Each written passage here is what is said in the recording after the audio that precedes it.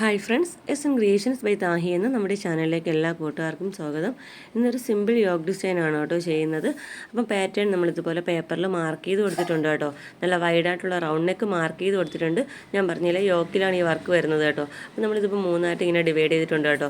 നമ്മുടെ യോക്കിൻ്റെ മിഡിലായിട്ട് അത്യാവശ്യം നല്ല തിക്കായിട്ടും മേളം താഴത്തും ഇതുപോലെ സ്പ്രെഡിങ് വരുന്ന രീതിയിലാണ് കേട്ടോ ചെയ്തിരിക്കുന്നത്.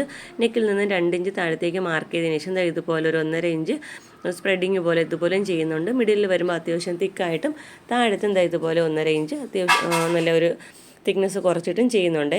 വളരെ സിമ്പിളായിട്ട് ബിഗിനേഴ്സിന് പോലും ചെയ്യാൻ പറ്റുന്ന ഒരു ഡിസൈനാണ് കേട്ടോ. അപ്പോൾ എന്തൊക്കെ മെറ്റീരിയൽസാണ് നമ്മൾ യൂസ് ചെയ്തതെന്ന് പറയാവേ. അപ്പോൾ ഇതിനായിട്ട് ഞാൻ ഇവിടെ ആൻറ്റിക്കിൻ്റെ കട്ട് ബീഡ്സ് എടുത്തിട്ടുണ്ട്. പിന്നെ നമുക്ക് വേണ്ടത് മെറൂൺ കളർ കട്ട് ബീഡാണ് കേട്ടോ. അപ്പം നമ്മുടെ മെറ്റീരിയൽ വന്നിരിക്കുന്നത് മെറൂൺ ഷെയ്ഡാണ്. അതുകൊണ്ട് തന്നെയാണ് കേട്ടോ നമ്മളിതുപോലെ റെയിൻബോ ഷെയ്ഡ് മെറൂൺ കട്ട് ബീഡാണ് ഞാൻ എടുത്തിരിക്കുന്നത്.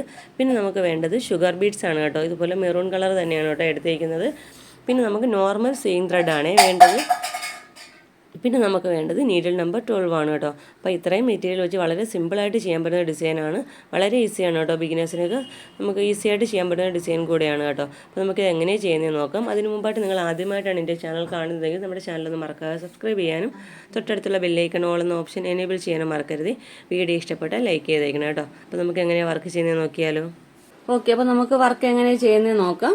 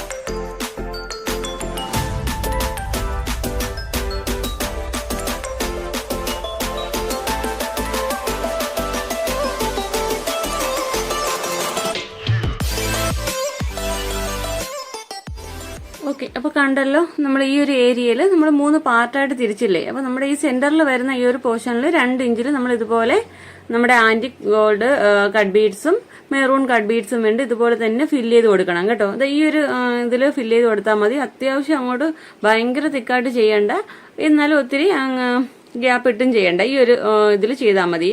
പിന്നെ നമുക്ക് 2 സൈഡിലായിട്ട് 2 ഇഞ്ചിൽ ചെയ്യണമെന്ന് പറഞ്ഞില്ലേ, അവിടെ ഇത്രയും നല്ല ഹെവി ആയിട്ട് ചെയ്യേണ്ട. ചെറിയ സ്പ്രെഡിങ്, ഇതുപോലെ ചെറിയ സ്പ്രെഡിങ് മാത്രം കൊടുത്തു പോയാൽ മതി കേട്ടോ. അപ്പോൾ ഇവിടെ ചെയ്യുമ്പോഴും അതുപോലെ തന്നെയാണ് നമുക്ക് ബീഡ്സ് കൊടുക്കേണ്ടത്. ഒപ്പം അതിൻ്റെ ഒപ്പം ഒരു ചെറിയൊരു ഷുഗർ ബീഡ് കൂടെ കൊടുക്കണം കേട്ടോ. നമ്മൾ നേരത്തെ കാണിച്ചിട്ടുണ്ടായിരുന്നില്ലേ ഈ ഒരു ഷുഗർ ബീഡില്ലേ മെറൂൺ കളർ, അതുകൂടെ ഫില്ല് ചെയ്യണമെന്ന് മാത്രമേ ഉള്ളൂ. അപ്പോൾ ഇതുപോലെ നമുക്ക് സ്പ്രെഡിങ് കൊടുക്കുന്നത് എങ്ങനെ നോക്കാവേ. വളരെ ഈസി ആയിട്ട് ചെയ്യാൻ പറ്റുന്ന ഒരു വർക്കാണ് കേട്ടോ. ബീഡ് കോർക്കാൻ അറിഞ്ഞിരുന്നാൽ മാത്രം മതി. വളരെ ഈസി ആയിട്ട് നമുക്ക് ചെയ്യാൻ പറ്റുന്ന ഒരു വർക്കാണേ.